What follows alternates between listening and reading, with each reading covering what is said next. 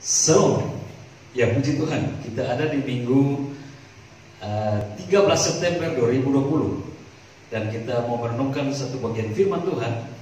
Dan kita di bulan September ini dalam tema besar kita berbicara tentang Tuhan tahu membela umatnya. Sekali lagi, tema besar untuk bulan September kita yaitu Tuhan tahu membela umatnya.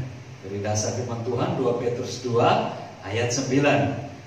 Itu tentang bagaimana Tuhan membela Nuh bersama keluarganya, Tuhan membela Lot bersama anak-anaknya, dan mereka bisa lolos dari ancaman maut yang menghukum dunia pada waktu itu. Nah, dari dasar itu kita akan berbicara untuk selama 1 bulan September ini, di mana kondisi-kondisi kita alami saat ini dengan berbagai persoalan, dengan berbagai masalah yang sudah mulai kelihatan dengan kasat mata. Bagaimana pergumulan-pergumulan mulai muncul perihal kesehatan, ya kan? Kesehatan mulai krisis dilanda COVID, ekonomi dengar-dengar udah seperti mau resesi karena kondisi-kondisi mulai ada kelesuan masyarakat berbelanja dan harga-harga makin naik dan lain sebagainya. Nah, bagaimana kita menyikapi ini? Tentu kita tidak perlu khawatir atau takut karena kita memiliki iman yang hebat, kita memiliki sesuatu yang hebat, yaitu Tuhan. Dan kita sementara berbicara bahwa Tuhan tahu membela umatnya, itu termasuk di situasi-situasi yang mencekam sekalipun. Nah, itu yang mau coba saya angkat selama bulan September ini. Dan kalau minggu kemarin kita sudah berbicara tentang ada persoalan di tanah perjanjian, yaitu bangsa di tanah perjanjian, tapi Tuhan menolong dengan cara Tuhan supaya membuktikan kuasa Tuhan membela mereka. Dan akhirnya bangsa Israel luput dari semua pergolakan yang ada di tanah perjanjian, dan mereka keluar sebagai pemenangnya karena ada Tuhan bersama mereka. Dan ini juga yang akan kita bicara untuk minggu ini, tapi kali ini dengan tema yang berbeda.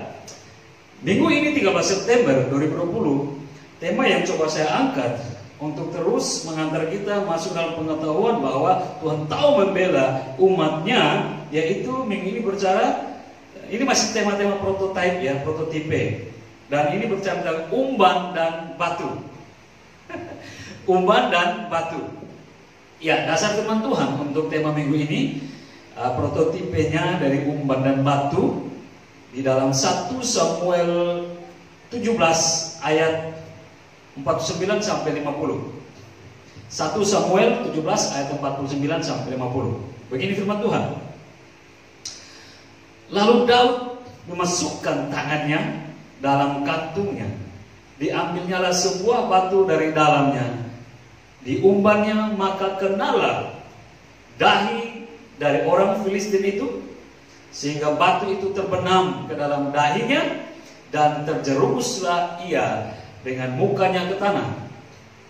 Demikianlah Daud mengalahkan orang Filistin itu dengan umban dan batu.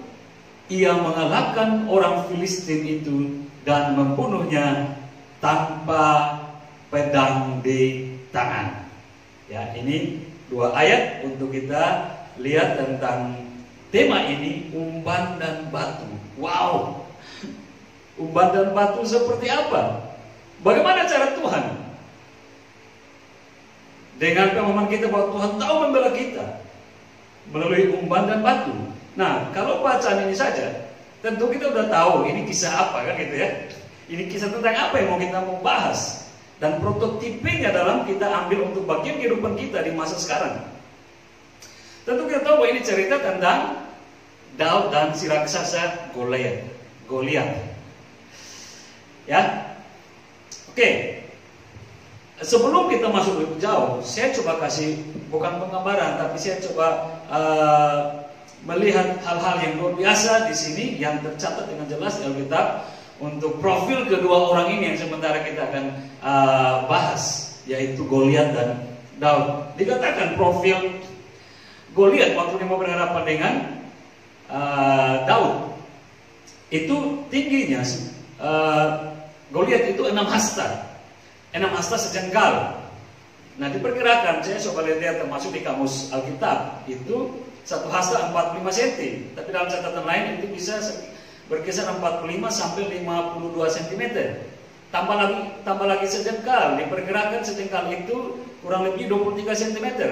Berarti kalau dihitung, maka tinggi profil si Goliat ini ada 3,2 meter plus 23 cm. Lumayan ya, tingginya 3 meter. Berketopong tembaga, berbaju sirah yang bersisik, dan beratnya baju sirah itu ada 500 sikal tembaga. Kemudian dia memakai ketopong, helm dia kayak helm, ketopong, dan ya ketopong tembaga itu. Kemudian dia memakai penutup kaki dari tembaga ke alas kaki, kayak orang pemain sepak bola pakai alas kaki supaya jangan tulang keringnya kena dan patah atau sakit. Kemudian dia apa? Memiliki senjata lembing tembaga, terbuat dari tembaga, dan gagang tombaknya itu, khusus gagang tombaknya itu seperti pesah tukang tenun, dan berat tombaknya 600 sikal besi. Dia termasuk tentara profesional, tentara yang terlatih. Berat mata tombaknya 600 sikal besi. Ya, ini profil dari Goliat, si raksasa itu. Bagaimana dengan Daud? Tercatat jelas juga dalam Alkitab di 1 Samuel ini. Orangnya masih sangat muda, masih belia. Dia bukan prajurit atau tentara yang terlatih. Dia cuma seorang gembala yang kelihatan lemah. Dia belum punya pengalaman berperang kalau dibanding dengan Goliat. Dia belum pernah sekalipun masuk dalam medan pertempuran atau peperangan. Jadi belum punya pengalaman. Senjatanya cuma apa? Tongkat yang dia biasa bawa ke padang menggembalakan. Terus ada 5 batu licin yang di kantong gembalanya. Dan yang satu yang tidak boleh kita lupa, umban. Ya.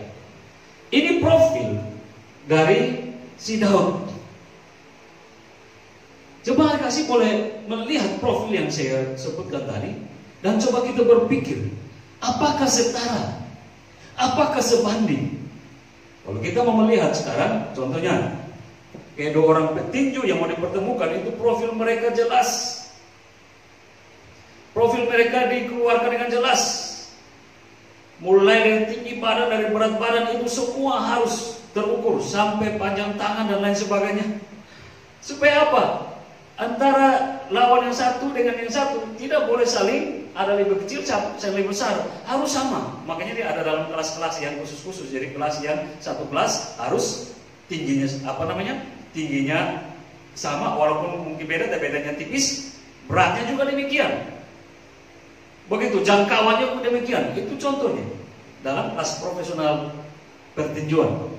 Nah, tapi coba kita lihat tadi profil dari Daud dan Goliat. Menurut catatan 1 Samuel, itu kalau dibuat tabel atau timbangan, jomplang akan berat ke bawah, dan yang lain naik ke atas. Yang berat ke bawah pasti bagiannya Goliat, dan Daud terangkat ke atas. Kenapa? Terlalu ringan, tidak ada bandingnya, tidak selevel, tidak seukuran, tidak sebanding, tidak ada pasnya kalau mau dilawankan Daud dengan Goliat. Nah, itu gambaran yang kita bisa lihat di sini. Tapi semua sudah terjadi, kan itu ya. Dan kita mau lihat dari kebenaran-kebenaran yang sudah terjadi itu. Nah, tapi kita sementara berbicara bahwa Tuhan tahu membela umatnya di situasi yang penting, di situasi yang mencekam, bahkan di situasi yang mematikan sekalipun. Tuhan tahu membela kita yang percaya kepada Dia. Nah, tapi ada hal-hal yang menarik yang kita bisa lihat dari seperti biasanya kalau kita lihat ya. Hal-hal seperti kebetulan-kebetulan ini dalam tanda kutip. Seperti ada kebetulan-kebetulan.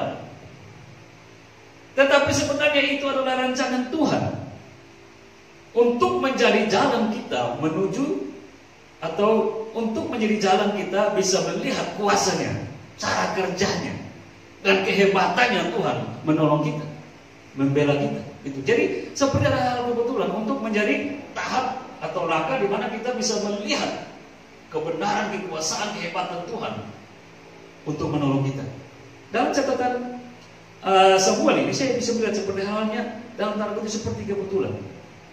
Satu, pertama, Kata Isai, ayahnya Daud. Kata Isai begini, Daud, tengoklah dulu apakah kakak-kakakmu selamat. Karena kakak-kakaknya ada 3 itu, ada Eliab, Aminadab, dan Syama. Itu sudah mengikuti Saul untuk berperang lawan orang Filistin di medan perang. Lalu ayahnya bilang begini, Daud, cobalah kau lihat kakak-kakakmu di sana, apakah mereka selamat? Dan kalau bisa bawa pulang ya tanda yang menyatakan bahwa mereka selamat. Ini kan hal yang seperti kebetulan, kayak biasa kita punya di rumah orang tua kita suruh si A ke sana dulu gitu kan, lihat dari sana bagaimana. Kayak hal yang kebetulan, tidak ada sesuatu yang spesial di situ. Seperti kebetulan kedua, ya ini Daud kemudian dia pergi berdasarkan perintah ayahnya, dia pergi ke medan perang untuk melihat kakak-kakaknya. Nah ini juga kan hal seperti biasa. Kebetulan saya disuruh sama ayah, ya udah saya pergi gitu kan. Kita biasa membaca kisah seperti kebetulan. Kemudian juga kebetulan yang ketiga, dalam tanda kutip ya, siapa yang bisa mengalahkan Goliat akan mendapatkan anak gadis raja. Ini yang kebetulan yang sangat hebat. Mungkin orang tunggu-tunggu semua kebetulan seperti ini kan gitu ya. Jadi waktu Daud sampai di medan perang, dilihat ada orang berkor-kor sana, orang besar di sana menantang tentara Israel, dan semua orang Israel nggak berani berkutik. Lalu dia bertanya, itu kenapa tuh? Kenapa orang itu berteriak mau melawan kita? Terus orang Israel bilang ke dia, tuh kalau siapa berani kalahkan dia, sebenarnya ada tiga garansinya, 3 jaminan kalau siapa bisa lawan Goliat. 1, akan dapat kekayaan dari raja. Yang kedua, pajaknya akan dikurangi. Yang ketiga yang menarik, ini saya tulis ini, raja akan memberikan anak gadisnya kepada orang yang berani dan juga mampu mengalahkan si Goliat. Nah, ini kan seperti hal yang kebetulan kan gitu ya. Makanya saya bilang tadi yang kebetulan ketiga itu yang menarik. Siapa yang bisa mengalahkan Goliat akan mendapatkan anak gadis raja. Wow, ini kebetulan yang luar biasa, dan orang mau kebetulan seperti ini kan itu. Siapa yang nggak punya kesempatan dapat anak raja kan gitu ya. Ini hal-hal yang dalam tanda kutip seperti kebetulan, tapi sebenarnya kita percaya pada dalam Tuhan tidak ada yang kebetulan. Tapi pemahaman kita kan karena tidak mampu menjangkau hikmat Tuhan. Tapi setelah terjadi baru tahu, oh ini caranya Tuhan kan gitu ya. Jadi hal-hal yang seperti biasa ini kita nggak tahu kalau Tuhan punya maksud untuk mengantar kita bisa melihat bagaimana Dia memberikan kekuatan, kuasanya untuk kita melihatnya, bagaimana Dia coba, bagaimana Dia menolong kita. Itu maksud saya. Nah, seringkali kita merasa bahwa begini, kita tidak memiliki kekuatan apa-apa, sehingga akhirnya kita kehilangan pengharapan. Ya sudah, pasrah pada keadaan. Ya mau apa? Orang kita nggak punya kekuatan, orang lain pun nggak bisa menolong kita. Apalagi saya juga sebenarnya nggak ada daya untuk menolong diri dari persoalan ini, dari masalah ini, bahkan keluar dari sakit penyakit ini, bahkan keluar dari krisis ini. Sudahlah, nyerah aja. Mungkin ini udah waktu saya, gitu. Kadang banyak kita jadi apa ya? Kayak apatis atau udah nyerah seperti itu. Seperti kita tidak berdaya, kita tidak mampu. Nah, tapi sebenarnya kita lupa. Kita lupa, atau bahkan mungkin kita tidak mau tahu bahwa kita memiliki sesuatu yang lebih hebat, lebih besar, dan lebih dari segala yang kita butuhkan untuk menghadapi dan mengalahkan masalah-masalah yang ada di depan kita. Sebenarnya kita sudah memiliki itu, tapi mungkin kita lupa atau kita nggak mau tahu itu. Nah, pertanyaannya, apa yang kita miliki yang hebat itu? Jawabnya, apa yang kita miliki yang hebat itu, yang sangat hebat, yang bisa menolong kita dari semua persoalan? Jawabnya agak lucu. Umban dan batu kecil yang daripada Tuhan. Hah? Kok umban dan batu yang bisa menolong kita? Ya, ingat bahwa ini saya lagi mengantar kita untuk dalam tema seri khotbah prototipe yang untuk melihat bagaimana cara Tuhan menolong. Dan hari ini kita berbicara tentang cara Tuhan menolong Daud dan bangsa Israel melalui umban dan batu. Dan ini prototipe yang akan kita bahas minggu ini. Sekarang, kalau begitu, prototipenya, persamaannya umban dan batu itu bagi kita seperti apa? Ada beberapa hal yang bisa kita lihat sini. Pertama, Satu, ini berbicara tentang ada kekuatan, tapi tidak kelihatan kekuatan itu. Ada kekuatan, tapi tidak kelihatan. Ini tentang iman. Adakah kita bisa melihat iman seperti batu kecil, atau seperti senjata kecil, atau seperti apa? Karena iman itu gak berwujud, tetapi dia memiliki kekuatan yang di atas segala-galanya. Ini yang saya maksudkan. Umban berbicara tentang iman, dan ini berbicara tentang ada kekuatan dalam diri kita, tapi itu tidak terlihat dengan mata jasmani. Umban bagaikan iman, yang mana merupakan dasar kekuatan orang percaya, tapi tidak terlihat oleh mata jasmani. Bukankah itu Yesus katakan begini, sesungguhnya sekiranya kamu mempunyai iman sebesar biji sesawi, kamu dapat berkata kepada gunung ini, pindah dari tempat ini ke sana, maka gunung ini akan pindah, dan tak ada yang mustahil, tak akan ada yang mustahil bagimu. Perkara iman seperti biji sesawi yang sangat kecil, tetapi dia mampu memindahkan gunung yang sangat besar. Ini suatu penggambaran yang Yesus kasih. Sebesar apapun kekuatan musuh, sehebat apapun daya penghancur dari persoalan dan masalah, tapi kalau kita memiliki iman, itu dapat mengcover semua persoalan itu, masalah itu, dan musuh itu, sekaligus dapat menghancurkannya. Ini yang tidak terlihat, tapi sesungguhnya ada kekuatan itu, dan itu iman. Matius 17 ayat 20 kan itu dikatakan ya. Karena itu waktu tentang konteksnya, ada orang yang anaknya kerasukan setan, lalu dibawa ke murid murid, tapi murid nggak bisa menyembuhkan. Lalu Tuhan bilang, hai, kenapa kalian orang yang tidak percaya? Sampai kapan saya harus bersama-sama dengan kalian tidak percaya? Lalu Yesus bilang, yang penting kalau kalian percaya sedikit saja, bahkan paling kecil seperti ukuran biji sawi, kamu memiliki kuasa, bisa memindahkan gunung. Artinya setan pun kalau dengan iman yang daripada Tuhan dapat dihancurkan si kuasa atau si iblis itu atau setan itu. Ini maksudnya. Nah, umban diprototipekan seperti iman. Memang kita berkata, atau kadang kita merasa bahwa kita beriman, tetapi kadang-kadang kita sendiri memungkiri atau meragukan kekuatannya. Nah, hal ini akan nampak pada saat atau kita menghadapi persoalan. Muncullah timbul ketakutan, kekhawatiran. Nah, itu dimaksud. Nah, mengapa ini terjadi? Karena kita melihat secara jasmani atau lahiriah tentang iman itu, lalu mengukurkannya, ya kan? Lalu mengukurkannya dengan persoalan-persoalan jasmani atau lahiriah. Memang kita memiliki iman, tapi dalam kadar pengetahuan kita mengukur iman itu sama saja dengan persoalan-persoalan yang ada. Artinya begini, kita membandingkan perkara iman itu sama dengan perkara lahiriah. Akhirnya ya udah sama aja, seperti gak ada kekuatan. Kenapa kita mengukur sama? Iman ini sama dengan persoalan yang ada. Tapi coba kita mau belajar. Sekarang ini prototipe kan. Kita melihat dari Daud. Apa yang Daud buat? Tindakan Daud berbeda dengan kebanyakan orang Kristen, atau bahkan dengan diri kita sendiri. Apa yang Daud buat sangat berbeda.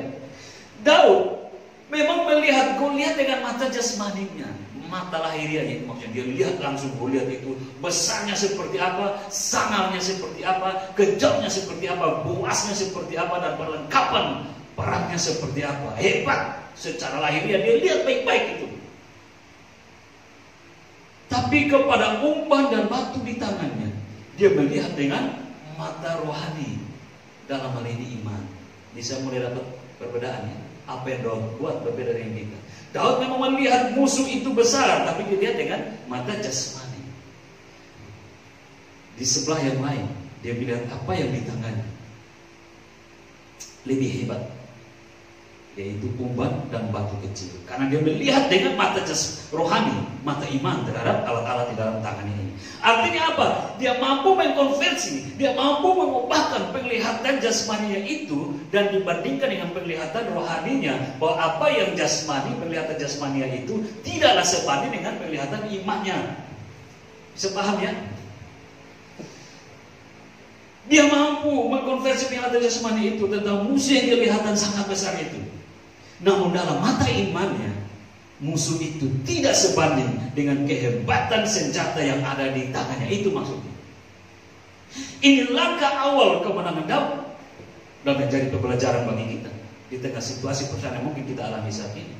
Sekaligus membuktikan bahwa Tuhan tahu membela umatnya di situasi yang sangat payah.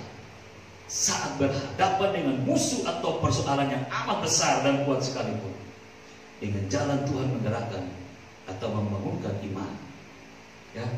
Jadi kalau kita menghadapi persoalan atau masalah, marilah kita juga mampu mengkonversi sebagaimana Daud melakukannya. Memang persoalan ini berat, memang persoalan ini besar, memang COVID ini luar biasa hebatnya, memang krisis di depan mata luar biasa. Tapi itu secara mata jasmani memang ada di depan kita. Tapi mari kita melihat sesuatu lebih besar lagi yang tidak kelihatan secara kasat mata, tetapi dengan kasat iman kita ada sesuatu yang besar. Rohani kita itu iman yang daripada Tuhan, mampu untuk mengalahkan semua situasi dunia ini, mampu untuk mengalahkan kematian dari COVID ini, dan mampu untuk meredakan atau mampu untuk melawan setiap krisis yang sudah diambang mata. Tuhan yang mampu membela. Ini maksudnya mengkonversi penglihatan jasmani menjadi penglihatan rohani, penglihatan iman. Itu menjadi dasar kekuatan. Itu yang pertama tentang umban. Dari poin pertama. Poin kedua, kemudian yang kedua dari poin pertama yaitu doa. Kalau tadi umban, saya prototipikannya dengan iman. Sekarang batu kecil, ini dibicarakan atau dibahaskan seperti doa. Batu bagaikan doa. Umban di tangan Daud, kalau tidak berisi batu kecil akan sia-sia. Karena tidak mungkin umbannya langsung pergi, kan gitu ya.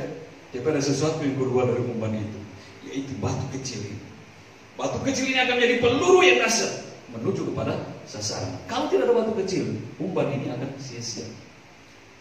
Artinya begini, kalau kita tidak sungguh-sungguh dan mahir untuk mengayunkan umban itu, maka hasilnya akan meleset, tidak sempurna.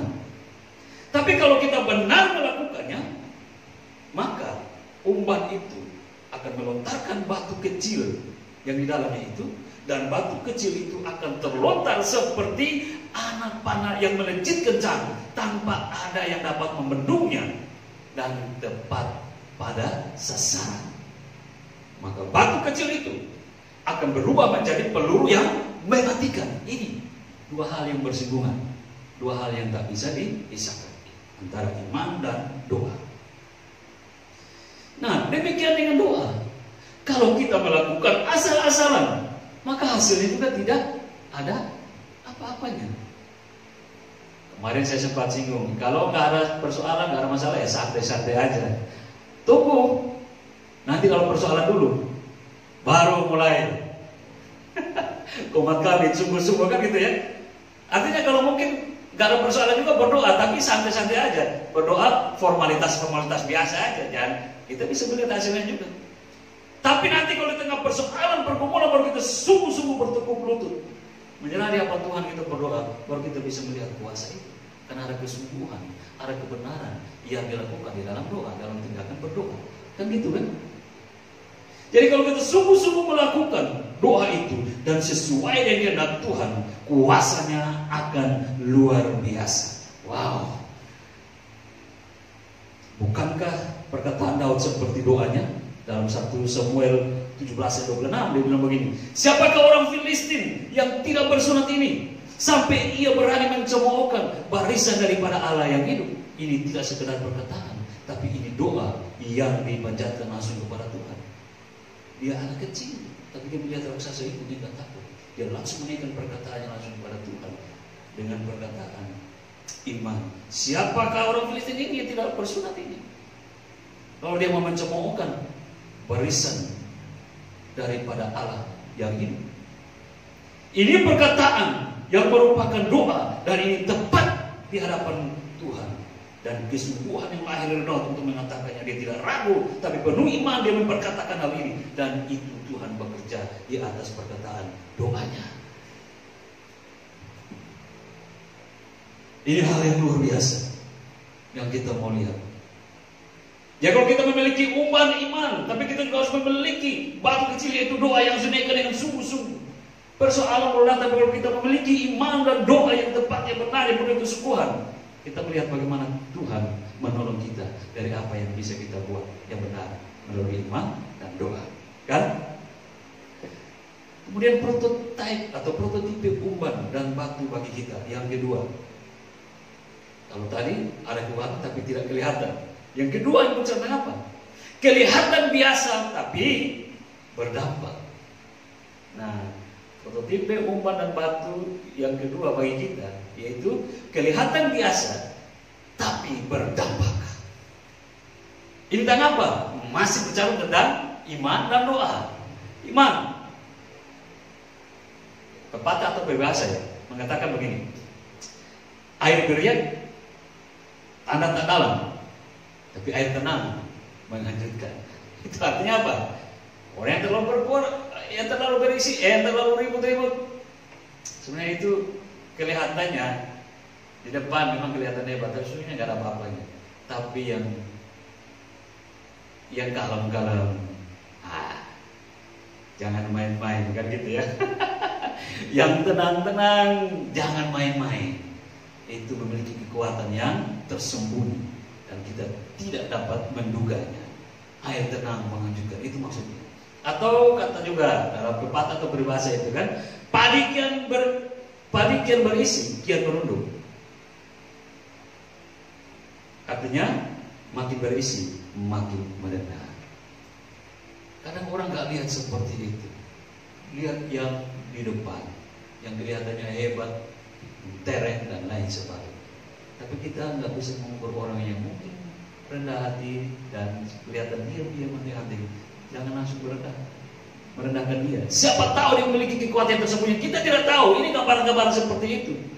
Kelihatan biasa, tapi berdampak. Dan ini bagian dari prototipe umpan dan batu bagi kita yang kita mau pelajari saat ini. Nah, bandingkan dengan apa yang ini yang seperti yang terjadi dalam kehidupan Naaman. Naaman si panglima Raja Aram. Itu adanya di 2 Raja-Raja. 2 Raja-Raja 5 ayat 4. Atau 2 Raja-Raja 5. Itu bagaimana mengisahkan ini. Sesuatu yang hebat, yang dahsyat, tapi tidak terlihat secara kasat mata. Waktu terjadi baru orang akan tercapek, wow hebat dan luar biasa. Ini berbicara tentang iman dan doa. Pertama kita bilang iman dulu, kita bahas tentang iman. Nah, perkara yang seperti ini terjadi di dalam kehidupan Panglima Naaman, Panglima Raja Aram waktu itu. Dia kena kusta, lalu kemudian dia disuruh ke Israel karena di situ ada nabi yang dapat menyembuhkan dia. Intinya dia datang ke Israel mau berobat di situ kan? Mungkin dia berpikir masuk ke ruang ICU atau apaan, atau ruang yang penuh dengan pengobatan, ruang yang betul-betul membuktikan bahwa di situ ada pengobatan, ada tim medis dan sebagainya, mungkin gitu ya. Ternyata yang dia pikirkan itu tidak terjadi, bahkan tidak dia lihat, tidak ada. Yang terjadi malah berbeda yang dia tidak pikirkan. Dia sampai di Nabi Elisa. Nabi, saya mau berobat nih. Katanya kau bisa menyembuhkan kan? Terus saya bilang, oke, kamu berobat, kamu sembuh. Itu ada sungai Yordan itu sungai kami, sungai Israel. Masuk ke situ. 7 kali kau benamkan diri ya, terus keluar, kau pasti sembuh. Gak masuk dalam pikiran dia pikir mungkin tidur di tempat dan dipakai cara medis atau lain sebagainya, pengobatan dan sebagainya, tapi seperti tadi mengobati dia atau apa gitu. Ternyata Nabi cuma sederhana ngomong, masuklah 7 kali benamkan dirimu di sungai Yordan, kau pasti sembuh. Yang gak dia pikirkan itu menjadi penolakan batin. Mana mungkin aku harus mandi masuk 7 kali di sungai Yordan? Apakah tidak ada negeriku yang bagus-bagus? Bahkan dia melecehkan sungai Yordan dengan dua sungai ada di negeri ini. Dia melecehkan sungai Yordan. Sungai Yordan nggak lebih bagus dari dua sungai kami yang ada di Damsyik, Sungai Abana dan Parbat. Bukan saya dia tidak percaya, tapi dia melecehkan itu. Mengapa dia melakukan? Karena dia tidak mengetahui dan dia tidak melihat ada sesuatu kuasa yang lebih hebatnya akan bekerja kalau dia percaya, gitu kan? Kalau dia iman. Dia hati panas, udah pulang aja. Ini Nabi mah aneh. Kita mau berobat malah suruh mandi di situ di tempat yang tidak bagus 7 kali lagi katanya. Pulang yuk.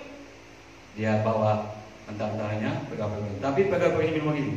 Pak, kan kalau yang susah disuruh, kau pasti akan melakukan, ya kan? Ini yang mudah loh, yang sangat mudah Nabi suruh. Cobalah, taatilah, coba percayalah dan lakukan. Siapa tahu sembuh. Itu menyadarkan dia, oh iya ya, hatinya mulai berubah. Dia coba percaya. Dan jelas 2 Raja-Raja 5 ayat 4. Maka waktu dia turun membenamkan dirinya, tubuhnya 7 kali seperti perintah Tuhan melalui Nabi Elisa di Sungai Yordan itu. 7 kali membenamkan diri, dia bangun. Apa yang terjadi? Kesempurnaan kesembuhan terjadi dalam tubuh tadi yang kusta luar biasa, sekarang sempurna. Dan tubuhnya itu berubah kulitnya seperti tubuh seorang anak. Itu Alkitab mencatat dengan jelas di dalam 2 Raja-Raja 5 ayat 14. Artinya apa? Seperti tidak punya kuasa apa-apa, sebenarnya tidak berdampak, sebenarnya tidak ada arti apa-apa. Karena orang tidak bisa melihat iman itu. Tetapi kalau iman itu dilakukan dengan sungguh-sungguh, akan memiliki kuasa yang hebat, kuasa yang berdampak. Memang kelihatan biasa-biasa saja.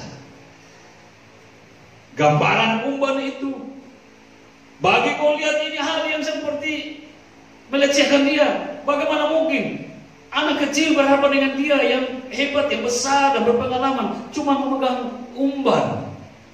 Dia melihat itu yang sekedar umban. Dia tidak tahu kalau umban itu sudah dikuasai oleh iman yang daripada Daud. Sehingga ini tidak lagi bicara tentang umban, tapi ada sesuatu yang besar di situ. Nah ini, kadang kita harus tegur dengan hal yang seperti biasa, baru kita sampai sesuatu yang luar biasa, kan gitu. Karena kalau semuanya biasa-biasa saja, oke, fine-fine saja. Tentang iman nanti dulu. Sekarang Tuhan seperti tanda kutip tadi ya, hal-hal seperti kebetulan bersinggungan yang kita Tuhan izinkan, baru kita mulai sadar. Ternyata ada sesuatu yang besar yang harus kita butuhkan, kita pegang, yaitu iman. Daripada kita pegang kepada uang, daripada kita berpegang kepada harta kekayaan, daripada kita berpegang kepada negara orang lain di belakang kita, atau kepada hal-hal yang lain yang lahiriah. Berpeganglah kepada iman. Meski secara kesempatan kamu nggak lihat, tapi itu ada kekuatan dalam tubuh, dalam hidupmu yang besar yang siap membackup kamu kemanapun kamu pergi. Itu. Nah, ini hal-hal yang luar biasa yang kita harus tahu dan kita harus yakini. Berarti di sini bukan berbicara lagi tentang persoalan mandi di Sungai Yordan, tapi sudah berbicara mengenai kekuatan percaya atau iman. Ya, demikian juga halnya dengan Daud. Daud memang hanya memegang sebuah umban, lusuh dan batu kecil, tapi imannya mengatakan bahwa apa? Benda-benda yang sederhana ini Tuhan berikan kepadaku, dan dia akan menjadi senjata yang ampuh, yang mematikan, yang dapat mengalahkan Goliat. Itu maksudnya. Memang orang tidak melihat kekuatannya karena melihat batu kecil dan umban kecil, tapi mereka tidak tahu ada kekuatan di balik itu. Yaitu iman Daud terhadap alat-alat itu yang Tuhan percayakan di tangannya. Ya, itu iman. Kemudian doa, apalagi kaitannya? Seringkali orang berkata begini, untuk apa berdoa? Sudah banyak-banyak berdoa pun tidak ada hasilnya. Sia-sia, kayak buang-buang waktu, buang-buang kesempatan. Mungkin ada hal lain yang kita bisa lakukan yang langsung dapat hasilnya jelas, yang langsung bisa kita cepat-cepat dapat hasilnya. Ngapain berdoa? Udah terlalu lama. Lalu mulai apatis dengan doa. Hati-hati. Orang-orang demikian yang mengatakan seperti itu sebenarnya sudah kalah sebelum berperang dalam hal apapun. Kenapa? Karena dia tidak tahu apa itu doa sesungguhnya. Jadi bisa disamakan seperti ini. Dia tidak percaya pada apa yang dia percaya gitu ya. Orang Kristen pasti harus percaya kepada doa, karena doa memiliki kuasa. Tetapi kalau dia sanggup mengatakan mengapain berdoa, sudah berdoa ulang-ulang juga demikian, seperti ini hasilnya apatis. Sekali lagi saya bilang, orang yang seperti itu dia sudah kalah sebelum berperang dalam seluruh persoalan, bukan satu dua, dalam seluruh persoalannya. Karena itu tadi saya bilang, dia percaya dia tidak percaya kepada apa yang dia percaya. Bisa paham itu ya? Jadi begini, karena apa? Sesungguhnya doa itu adalah perisai pelindung kita dan sekaligus senjata bagi kita yang percaya saat berhadapan dengan musuh atau persoalan. Kan itu yang dikatakan Yesus di dalam Lukas 21 ayat 36. Berjaga-jagalah senantiasa dan berdoa. Bukan berjaga-jagalah senantiasa dan hura-hura, pesta pora, jalan sana jalan sini. Berdoa, kata Yesus, supaya kamu beroleh kekuatan untuk luput dari semua yang akan terjadi itu. Apa sih yang akan terjadi itu? Ini perpanjangan akhir zaman, tentang masa-masa sukar, tentang masa-masa sulit yang akan dihadapi orang-orang percaya. Tapi Tuhan bilang berjaga-jagalah dan berdoa. Berdoa seperti yang Tuhan kehendaki. Akhirnya karena kita sudah berdoa ulang-ulang gak dapat jawaban, lalu kita mulai apatis. Saya hati-hati. Tetap bagaimanapun ini anjuran, ini yang Tuhan kehendaki kita berbuat di zaman akhir yang penuh tantangan dan masalah ini. Tetap berjaga-jagalah, jadilah dirimu tenang supaya kamu bisa berdoa. Itu maksudnya. Daud dalam perkataan-perkataannya itu isiannya, muatannya juga doa, sehingga dia mampu menghadapi Goliat. 1 Samuel 17 ayat 32 dan 37 itu perkataan yang merupakan isi doa Daud pada Tuhan dan tepat seperti kehendak Tuhan, dan Tuhan menyertai dia.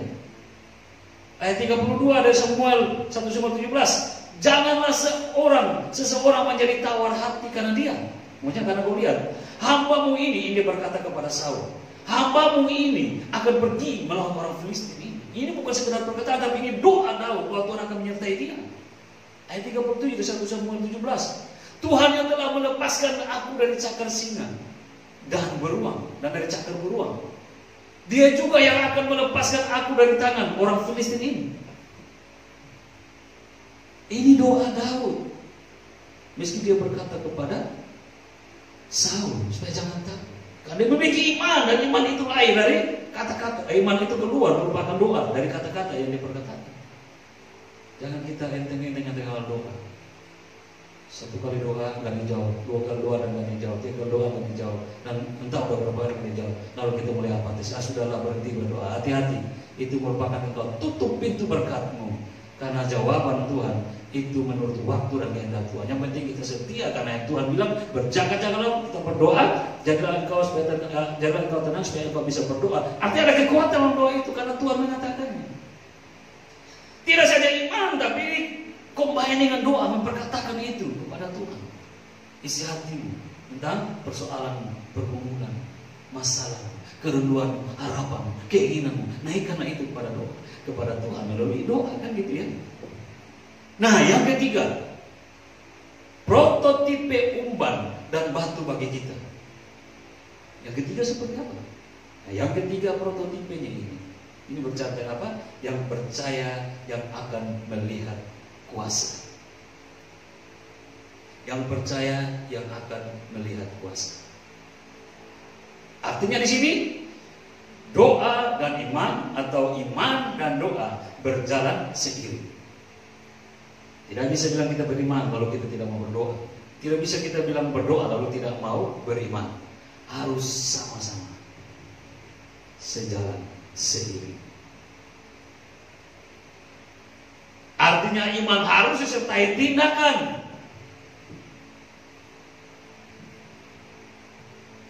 Daud membuktikan itu.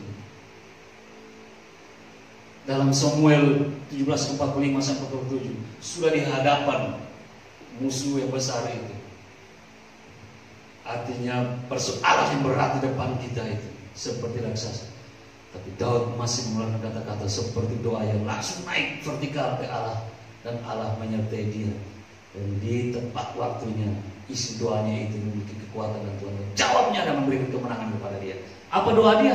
Dalam perkataan itu yang dikeluarkan dalam suara yang penuh dengan petik kemenangan itu. 1 Samuel 17:45-47. Engkau mendatangi aku, ini perkataan Daud kepada Goliat, tapi juga perkataan doa dalam imannya dirikan kepada Tuhan untuk berikan pembelaan.